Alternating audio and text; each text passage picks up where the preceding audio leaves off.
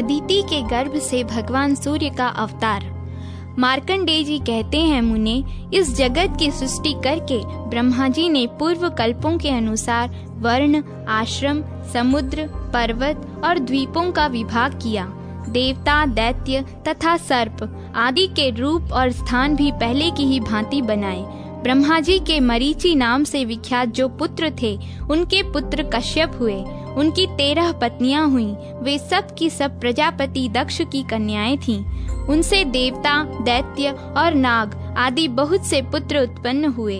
अदिति ने त्रिभुवन के स्वामी देवताओं को जन्म दिया। दिति ने दैत्यों को तथा दनु ने महापराक्रमी एवं भयानक दानवों को उत्पन्न किया। विनता से गरुड़ और अरुण 2 पुत्र हुए। खसा के पुत्र यक्ष और राक्षस हुए। कद्रु ने नागों को और मुनि ने गंधर्वों को जन्म दिया। क्रोधा से कुल्याएं तथा अरिष्टा से अप्सराएं उत्पन्न हुईं। इरा ने ऐरावत आदि हाथियों को उत्पन्न किया। ताम्रा के गर्भ से शेनी आदि कन्याएं पैदा हुईं। उन्हीं के पुत्र शेन, भास और शुक आदि पक्षी हुए। इला से वृक्ष तथा प्रधा से जल जंतु उत्पन्न हुए। कश्यप मुनि के अदिति के गर्भ से जो संतानें हुईं, उनके पुत्र पौत्र, दौहित्र तथा उनके भी पुत्रों आदि से यह सारा संसार व्याप्त है। कश्यप के पुत्रों में देवता प्रधान हैं। इनमें कुछ तो सात्विक हैं, कुछ राजस हैं और कुछ तामस हैं। ब्रह्मवेत्ताओं में श्रेष्ठ परमेष्ठी प्रजापति ब्रह्मा जी ने देवताओं को यज्ञ भाग का भोक्ता तथा त्रिभुवन का स्वामी बनाया, परंतु उनके सौतेले भाई दैत्यों, दानवों और राक्षसों ने एक साथ मिलकर उन्हें कष्ट पहुंचाना आरंभ कर दिया। इस प्रकार 1000 दिव्य वर्षों तक उनमें बड़ा भयंकर युद्ध हुआ। अंत में देवता पराजित हुए और बलवान दैत्यों तथा दानवों को विजय प्राप्त हुई। अपने पुत्रों को दैत्यों और दानवों के द्वारा पराजित एवं त्रिभुवन के राज्याधिकार से वंचित तथा उनका यज्ञ भाग छीन गया देख माता अदिति अत्यंत शोक में पीड़ित हो गईं। उन्होंने भगवान सूर्य की आराधना के लिए महान यत्न आरंभ किया। वे नियमित आहार करती हुई कठोर नियमों का पालन और आकाश में स्थित तेजो राशि भगवान सूर्य का स्तवन करने लगी। अदिति बोली, भगवान, आप अत्यंत सूक्ष्म सुनहरी आभा से युक्त दिव्य शरीर धारण करते हैं। आपको नमस्कार है। आप तेजस स्वरूप, तेजस्वियों के ईश्वर, तेज के आधार एवं सनातन पुरुष हैं। आपको प्रणाम है। गोपते, आप जगत का उपकार करने के लिए जब अपनी किरणों से पृथ्वी का जल ग्रहण करते हैं, उस समय आपका जो तीव्र रूप प्रकट होता है, उसे मैं नमस्कार करती हूँ। 8 महीनों तक सोममय रस को ग्रहण करने के लिए आप जो अत्यंत तीव्र रूप धारण करते हैं, उसे मैं प्रणाम करती हूँ। भास्कर, उसी संपूर्ण रस को बरसाने के लिए जब आप छोड़ने को उद्यत होते हैं, उस समय आपका जो तृप्ति कारक मेघ रूप प्रकट होता है, उसको मेरा नमस्कार है। इस प्रकार जल की वर्षा से उत्पन्न हुए सब प्रकार के अन्नों को पकाने के लिए आप जो भास्कर रूप धारण करते हैं, उसे मैं प्रणाम करती हूँ। तरने, जड़हन धान की वृद्धि के लिए जो आप पाला गिराने आदि के कारण अत्यंत शीतल रूप धारण करते हैं, उसको मेरा नमस्कार है। सूर्यदेव, वसंत ऋतु में जो आपका सौम्य रूप प्रकट होता है, जिसमें न अधिक गर्मी होती है और न अधिक सर्दी, उसे मेरा बारंबार नमस्कार है। जो संपूर्ण देवताओं और पितरों को तृप्त करने वाला और अनाज को पकाने वाला है, आपके उस रूप को नमस्कार है। जो रूप लताओं और वृक्षों का एकमात्र जीवन दाता तथा अमृतमय है, जिसे देवता और पितर पान करते हैं, आपके उस सोम रूप को नमस्कार है। आपका यह विश्वमय स्वरूप ताप एवं तृप्ति प्रदान करने वाले अग्नि और सोम के द्वारा व्याप्त है। आपको नमस्कार है। विभावसो, आपका जो रूप ऋक, यजु और साममय तेजों की एकता से इस विश्व को तपाता है तथा जो वेद त्रयी स्वरूप है, उसको मेरा नमस्कार है। तथा जो उससे भी उत्कृष्ट रूप है, जिसे ओम कहकर पुकारा जाता है, जो अस्थूल, अनंत और निर्मल है, उस सदात्मा को नमस्कार है। इस प्रकार देवी अदिति नियम पूर्वक रहकर दिन रात सूर्य देव की स्तुति करने लगी। उनकी आराधना की इच्छा से वे प्रतिदिन निराहार ही रहती थी। तदनंतर बहुत समय समय व्यतीत होने पर भगवान सूर्य ने दक्ष कन्या अदिति को आकाश में प्रत्यक्ष दर्शन दिया। अदिति ने देखा, आकाश से पृथ्वी तक तेज का एक महान पुंज स्थित है। उद्दीप्त ज्वालाओं के कारण उसकी ओर देखना कठिन हो रहा है। उन्हें देखकर देवी अदिति को बड़ा भय हुआ। वे बोली, गोपते, आप मुझ पर प्रसन्न हो। मैं पहले आकाश में आपको जिस प्रकार देखती थी वैसे आज नहीं देख पाती। इस समय यहाँ भूतल पर मुझे केवल तेज का समुदाय दिखाई दे रहा है। दिवाकर, मुझ पर कृपा कीजिए जिससे मैं आपके रूप का दर्शन कर सकूं। भक्त वत्सल प्रभु, मैं आपकी भक्त हूँ। आप मेरे पुत्रों की रक्षा कीजिए। आप ही ब्रह्मा होकर इस विश्व की सृष्टि करते हैं। आप ही पालन करने के लिए उद्धत होकर इसकी रक्षा करते हैं तथा अंत में यह सब कुछ आप में ही लीन होता है।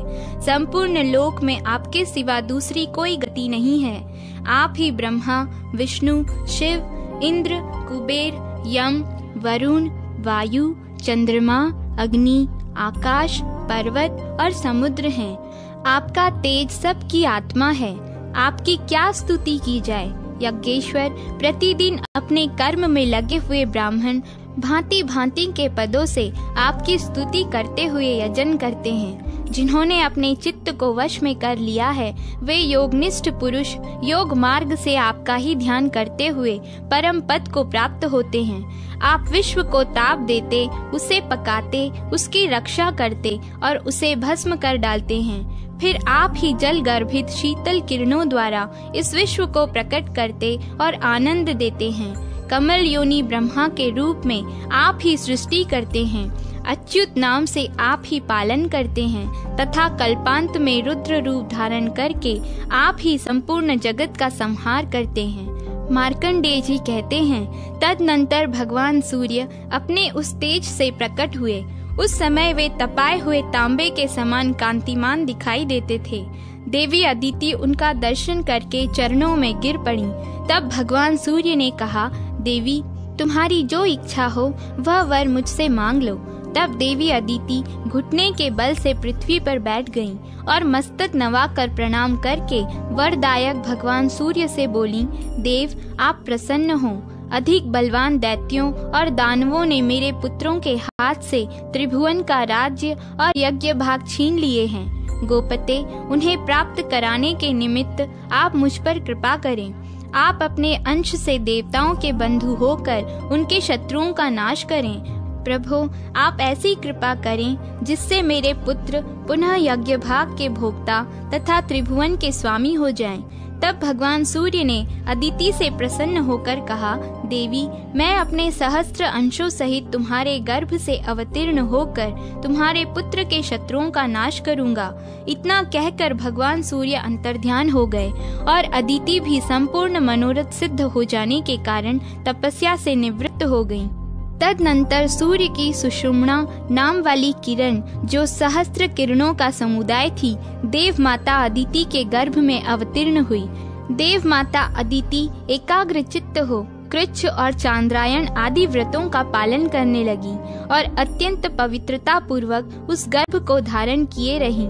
यह देख महर्षि कश्यप ने कुछ कुपित होकर कहा, तुम नित्य उपवास करके अपने गर्भ के बच्चे को क्यों मारे डालती हो? यह सुनकर उसने कहा, देखिए, यह रहा गर्भ का बच्चा। मैंने इसे मारा नहीं है। यह स्वयं ही अपने शत्रुओं को मारने वाला होगा। यूं कहकर देवी अदिति ने उस गर्भ को उदर से बाहर कर दिया। वह अपने तेज से प्रज्वलित हो रहा था। उदयकालीन सूर्य के समान तेजस्वी उस गर्भ को देखकर कश्यप ने प्रणाम किया और आदि ऋचाओं के द्वारा आदर पूर्वक उसकी स्तुति की। उनके स्तुति करने पर शिशु रूपधारी सूर्य उस अंडाकार गर्भ से प्रकट हो गए। उनके शरीर की कांति कमल पत्र के समान श्याम थी। वे अपने तेज से संपूर्ण दिशाओं का मुख उज्जवल कर रहे थे। तदनंतर मुनिश्रेष्ठ कश्यप को संबोधित करके मेघ के समान गंभीर वाणी में आकाशवाणी हुई, मुने, तुमने अदिति से कहा था कि इस अंडे को क्यों मार रही हो?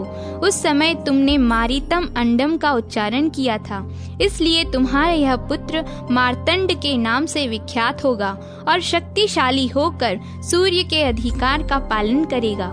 इतना ही नहीं, यह यज्ञ भाग का अपहरण करने वाले देव शत्रु असुरों का भी संहार करेगा।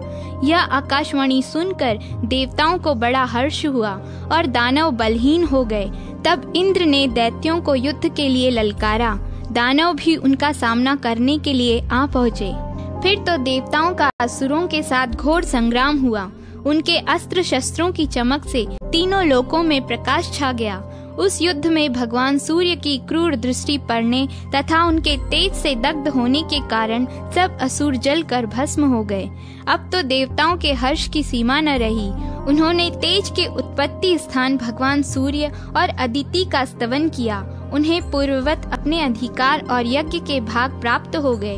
भगवान सूर्य भी अपने अधिकार का पालन करने लगे। वे नीचे और ऊपर फैली हुई किरणों के कारण कदम्ब पुष्प के समान सुशोभित हो रहे थे। उनका मंडल गोलाकार अग्नि पिंड के समान है। तदनंतर भगवान सूर्य को प्रसन्न करके प्रजापति विश्वकर्मा ने विनय पूर्वक अपनी संज्ञा नामक कन्या उनको ब्याह दी। विवस्वान से संज्ञा के गर्भ में वैवस्वत मनु का जन्म हुआ।